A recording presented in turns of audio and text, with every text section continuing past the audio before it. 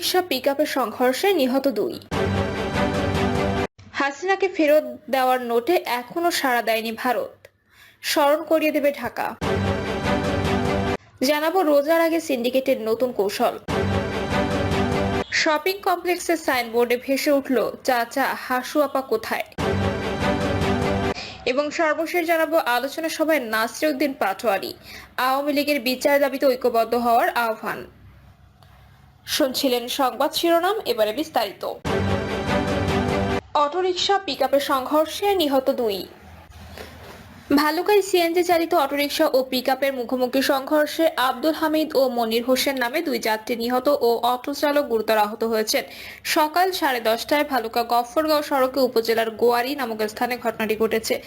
স্থানীয় সূত্রে জানা যায়, ভালুকাগামী অটোরিকশা ও বিপরীত দিক থেকে আসা পিকআপের মুখোমুখি সংঘর্ষ হয়। এতে অটোরিকশাটি দুমড়ে মুচড়ে যায়। এতে অটোরিকশার 2 যাত্রী উপজেলার সাতেঙ্গা গ্রামের আব্দুল হাইয়ের ছেলে আব্দুল হামিদ ও চান্দরাটি গ্রামের মৃত আব্দুল ওয়াদুদ মিয়ার ছেলে টাইস মিস্তরি মনির হোসেন ঘটনাস্থলে মারা যান। এ সময় ধলিয়া গ্রামের বেপারীপাড়ার আহমদ আলীর ছেলে অটোরিকশা চালক শাহজাহান গুরুতর আহত হন। আহত অটো চালককে ভালুকা সরকারি হাসপাতালে ভর্তি করা হয়েছে। দুর্ঘটনা ঘটিয়ে চালক পিকআপটি নিয়ে দ্রুত পালিয়ে যায়। ভালুকা মডেল থানার এসআই দুলাল চন্দ্র কুন্ডু জানান, অটোরিকশা পিকআপ মুখোমুখি সংঘর্ষে 2 জন যাত্রী নিহত হয়েছেন। লাশ দুটি উদ্ধার করে থানায় নিয়ে আসা হয়েছে ও আহত অটো চালককে উদ্ধার করে ভালুকা হাসপাতালে ভর্তি করা হয়েছে। হাসিনাকে ফেরত দেওয়ার নোটে এখনো সাড়া দেয়নি ভারত, স্মরণ করিয়ে দেবে ঢাকা। ছাত্র জনতার তীব্র গণ আন্দোলনের মুখে পালিয়ে ভারত গিয়ে আশ্রয় নেওয়া সাবেক প্রধানমন্ত্রী শেখ হাসিনাকে প্রত্যর্পণ করার জন্য বাংলাদেশ ভারতে নথিপত্র পাঠিয়েছে। দেশের রাজনৈতিক নেতৃত্ব এ বিষয়ে ভারতকে স্মারকপত্র দেবে, এ কথা জানিয়েছেন পররাষ্ট্র মন্ত্রণালয়ের মুখপাত্র মোহাম্মদ রফিকুল আলম। হাসিনার প্রত্যর্পণের জন্য ভারতকে চাপ দেওয়ার জন্য অন্তর্বর্তী সরকার বিদেশি মিত্রদের সম্পৃক্ত করবে কিনা জানতে চাইলে রফিকুল আলম বলেন, অন্তর্বর্তী সরকারের উচ্চ পর্যায়ের নেতৃত্ব এ বিষয়ে সিদ্ধান্ত নেবে। গত বছরের 23শে ডিসেম্বর বাংলাদেশের পররাষ্ট্র মন্ত্রণালয় নয়াদিল্লিতে অবস্থিত তার মিশনের মাধ্যমে শেখ হাসিনাকে বাংলাদেশে বিচারিক কার্যক্রমে হাজির করতে প্রত্যর্পণের জন্য ভারত সরকারকে অনুরোধ করে একটি ভার্বাল নোট পাঠিয়েছিল। রফিকুল আলম বলেন, এখনো পর্যন্ত ভারত বাংলাদেশের অনুরোধে সাড়া দেয়নি। আমরা ভারতের কাছ থেকে সাড়া পাওয়ার জন্য অপেক্ষায় রয়েছি। হাসিনাকে প্রত্যর্পণ করার জন্য বাংলাদেশ ভারত গ্রেপ্তারি পরোয়ানা পাঠিয়েছে কিনা এমন প্রশ্নের জবাবে রফিকুল আলম নিশ্চিত করেন, ঢাকা থেকে ভারতে পাঠানোর একটি ভার্বাল নোটের সঙ্গে প্রয়োজনীয় সব নথিপত্র অন্তর্ভুক্ত ছিল। ভারতকে সম্ভাব্য স্মারকপত্র দেওয়ার সময় সম্পর্কে জিজ্ঞাসা করা হলে মুখপাত্র রফিকুল আলম বলেন, এটি একটি কূটনৈতিক ও রাজনৈতিক সিদ্ধান্ত। রোজার আগে সিন্ডিকেটের নতুন কৌশল। আর মাত্র কয়েকদিন বাকি রোজা, এরই মধ্যে অস্থিরতা শুরু হয়েছে বাজারে। অনেক পণ্য স্বস্তিদায়ক পর্যায়ে থাকলেও চাল ও তেল নিয়ে অস্থিরতা গত কয়েক মাস ধরেই চলছে। তেল ও চালের বাজারে ফেরেনি স্বস্তি। এর মধ্যে চালের দাম কেজি প্রতি 4 থেকে 6 টাকা বেড়েছিল। তবে বাজারে সয়াবিন তেলের যে সরবরাহ সংকট ছিল সেটা এখনো কাটেনি, বরং আরো বেড়েছে। সেই সঙ্গে রোজার আগে নতুন করে বেড়েছে লেবু ও ব্রয়লার মুরগির দামও। অস্থির তেলের বাজারে সংকট যেন কাটছেই না। দোকানগুলোতে পর্যাপ্ত তেল দেখা গেলেও দোকানিরা বলছেন তেলের সংকট চলছে, ডিলার পর্যায়ে থেকে মিলছে না পর্যাপ্ত। রাজধানীর কারওয়ান বাজারে এক বিক্রেতা জানান, ভোজ্য তেলের বাজারে এখনো অস্থিরতা চলছে। রোজার আগে আরেক দফা দাম বাড়ানোর চেষ্টা করা হচ্ছে, তাও মিলছে না পর্যাপ্ত তেল। যেখানে 10 কার্টন বোতলজাত তেল প্রয়োজন সেখানে মিলছে মাত্র 1টি, তাও সঙ্গে কিনতে হচ্ছে ডাল, আটা ও সুজির মতো পণ্য। এটিকে রোজার আগে সিন্ডিকেটের নতুন কৌশল দাবি করে ভোক্তারা বলছেন, বাজারে পর্যাপ্ত তেল রয়েছে, তবে রোজায় দাম বাড়ানোর জন্য ইচ্ছে করে মজুত করছেন ব্যবসায়ীরা।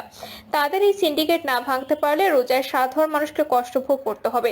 গত বছর রোজার আগে সিন্ডিকেট করে চালের দাম বাড়িয়ে দিয়েছিল ব্যবসায়ীরা। এবার সেই প্রবণতা শুরু হয়েছে 2 মাস আগে থেকেই। বাজার ঘুরে দেখা যায়, বাজারে প্রতি কেজি মিনিকেট 80 থেকে 84 টাকা, 58 থেকে 7 টাকা, মোটা স্বর্ণা 52 থেকে 56 টাকা, নাজের সাহেল 76 থেকে 88 টাকায় বিক্রি হচ্ছে। এছাড়া প্রতি কেজি পোলাও চাল বিক্রি হচ্ছে 116 থেকে 118 টাকায়। রাজধানীর কারওয়ান বাজারের বরিশাল রাইস এজেন্সির বিক্রেতা বলেন, চালের দাম কমেনি, বস্তায় সামান্য কিছু কমলেও সেটি নগণ্য। মিল পর্যায়ে তদারকি নেই। এখানে তদারকি না বাড়ালে সামনে দাম আরো বাড়তে পারে। শপিং কমপ্লেক্সের সাইনবোর্ডে ভেসে উঠল চাচা হাসু আপা কোথায়। সিলেটের গোপালগঞ্জে বিপণী বিতান কুশিয়ারা শপিং কমপ্লেক্সের একটি প্রতিষ্ঠানের ডিজিটাল সাইনবোর্ডে চাচা হাসু আপা কোথায় মোদির কাছে পালিয়ে গেছে লেখা ভেসে উঠেছে। পরে ওই ঘটনার ভিডিও ফেসবুকে ছড়িয়ে পড়ে। এর অবস্থান উপজেলার চৌমোহনী এলাকায়। রাতে এর দ্বিতীয় তলায় নিরাময় ডেন্টাল কেয়ারের পাশে একটি ডিজিটাল সাইনবোর্ডে চাচা হাসু আপা কোথায় মোদির কাছে পালিয়ে গেছে লেখা ভেসে ওঠে। পরে রাতেই ওই ঘটনার ভিডিও ফেসবুকে ছড়িয়ে পড়ে। বৃহস্পতিবার সকালে এ বিষয়ে নিরাময় ডেন্টাল কেয়ারের পরিচালক মারজান সিদ্দিকী বলেন, ডিজিটাল সাইনবোর্ডটি কে বা কারা হ্যাক করে এ ঘটনা ঘটিয়েছে।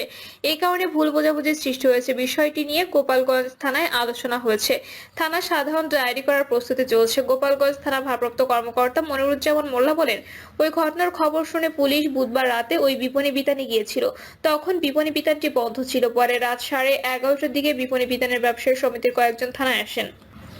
তারা জানিয়েছেন, ডিজিটাল সাইনবোর্ডটি হ্যাক করে ওই লেখা ছড়িয়ে দেওয়া হয়েছে। এর সঙ্গে বিপণী বিতানের কেউ জড়িত নন। এমনটি যাতে আর না হয় সেজন্য পরবর্তী ব্যবস্থা নেওয়া হয়েছে। আলোচনা সভায় নাসিরউদ্দিন পাটোয়ারি। আওয়ামী লীগের বিচার দাবিতে ঐক্যবদ্ধ হওয়ার আহ্বান। আওয়ামী লীগের বিচার দাবিতে ঐক্যবদ্ধ হওয়ার আহ্বান জানিয়েছেন জাতীয় নাগরিক কমিটির আহ্বান নাসিরউদ্দিন পাটোয়ারি। তিনি বলেন, সরকার, বিশিষ্ট ব্যক্তি ও রাজনৈতিক দলগুলোকে বলবো, দোসরদের প্রতি দয়া দেখাবেন না। সামাজিক পারিবারিকভাবে তাদের বয়কট করুন। বাংলাদেশে আওয়ামী লীগের একমাত্র সমাধান হলো তাদের বিচার প্রক্রিয়ার মধ্য দিয়ে যেতে হবে। যারা খুনের সঙ্গে সম্পৃক্ত ছিল তাদের বিচারের আওতায় আনতে হবে। নাসিরউদ্দিন পাটোয়ারি বলেন, আমরা যদি আওয়ামী লীগের নিবন্ধন বাতিলে এই নির্বাচনের আগে সচেষ্ট না হই, তাহলে জনগণের সামনে গভীর সংকট অপেক্ষা করছে। আমরা মনে করি বাংলাদেশকে একটি গৃহযুদ্ধের দিকে ঠেলে দেওয়া হবে। সরকারের উদ্দেশ্যে তিনি বলেন, আওয়ামী লীগকে খুনের দায়ে গণতান্ত্রিক প্রক্রিয়া দ্রুত তাদের নিবন্ধন বাতিল করুন।